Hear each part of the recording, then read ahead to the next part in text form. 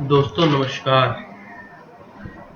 Series चलती चली जा रही है सेंटर स्टेट रिलेशनशिप को लेकर के। हमने दो तरीके के रिलेशन सेंटर और स्टेट के बीच में पढ़ लिए हैं और तीसरी तरीके का जो रिलेशन है जो कि है फाइनेंशियल रिलेशन, वो हम इस लेक्चर में कवर करने वाले हैं।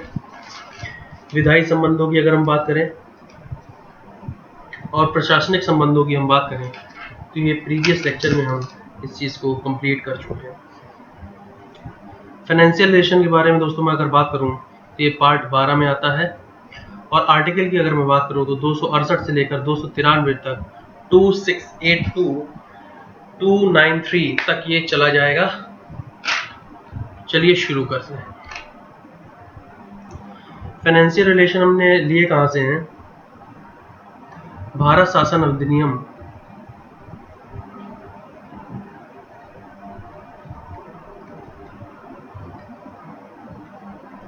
1935 ये यहाँ से उठाए गए हैं, इसी पर ये आधारित है।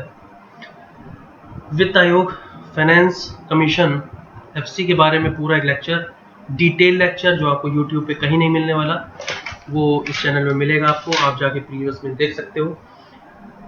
केंद्र राज्य के मध्य जो एफसी होता है वो बंटवारा करता है पैसे का, और प्रत्येक 5 वर्ष में इन एवरी 5 ईयर जो वित्त आयोग है उसका गठन होता है।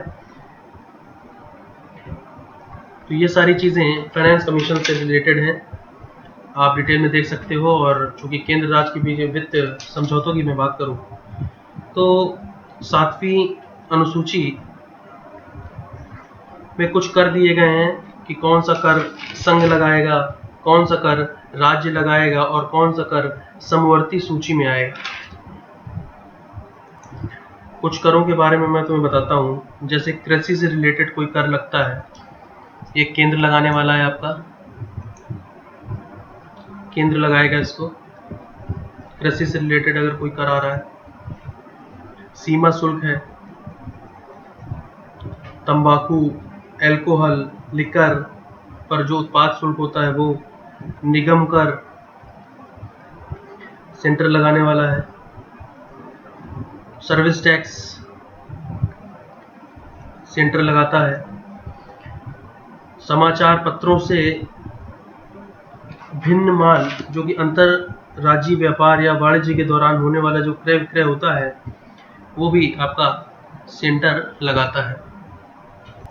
मैं तुमसे स्टेट की बात करूं तो जैसे भू राजस्व होता है,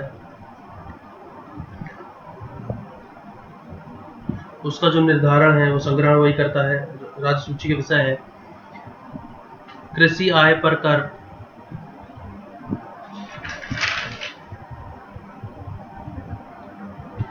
ये आपका राज्य लगाता है। और कृषि आय से भिन्न आय अगर हो रही है उस पर कर सेंटर लगाता है। ये पॉइंट थोड़ा आपको समझना पड़ेगा, ये आप थोड़ा इसमें कंफ्यूज हो सकते हो, तो मैं इसको क्लियर करूं। जो एग्रीकल्चर से जो आय आ रही है उस पर जो टैक्स लग रहा है वो तो राज्य लगा रहा है, और कृषि आय से भिन्न आय पर कर संघ लगा रहा है। इसको समझ लो।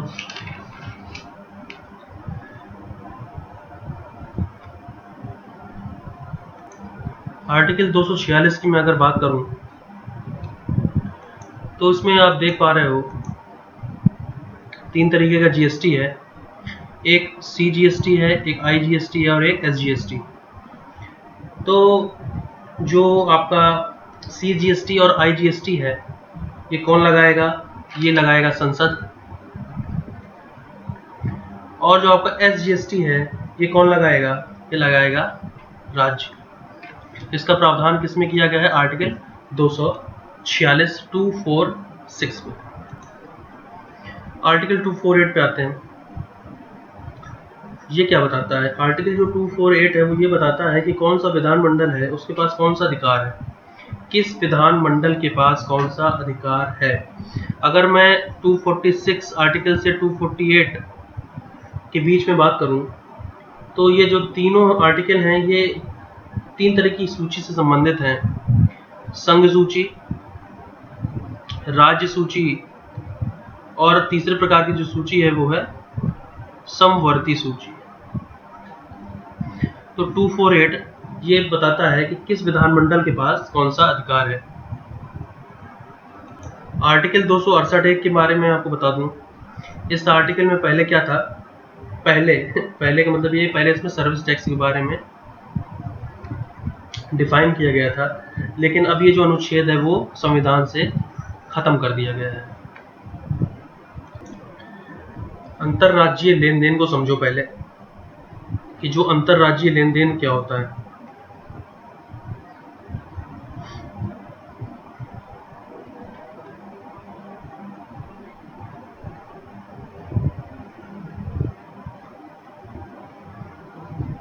अंतरराज्यीय लेन देन समझो क्या होता है। इसमें जैसे कोई सामान गुजरात में बना, प्रोड्यूस हुआ वो गुजरात में, और उसकी सेलिंग होनी है एमपी में, तो गुजरात से मान लीजिए कोई माल एमपी गया, तो ये चीज कहलाएगी अंतरराज्यीय लेन देन। ओके, अब मैं तुम्हें बताऊं कि जो पहले अंतरराज्यीय लेन देन होता था, तो जो कर होता था वो केंद्र लेता था, उस कर को केंद्र उस कर को लेता था, जो पहले अंतरराज्यीय लेन देन होता था, और उसको राज्यों में बांट देता था, डिस्ट्रीब्यूट कर देता था। लेकिन अब क्या हुआ है, 269 आर्टिकल की जगह, जो ये पहले चलता था ये सारा का सारा 269 आर्टिकल में होता था, और उसकी जगह अब एक नया आर्टिकल आ गया है जिसका नाम है 269A। 269A ये नया आर्टिकल क्या हो गया है, जिसकी जगह आ गया है।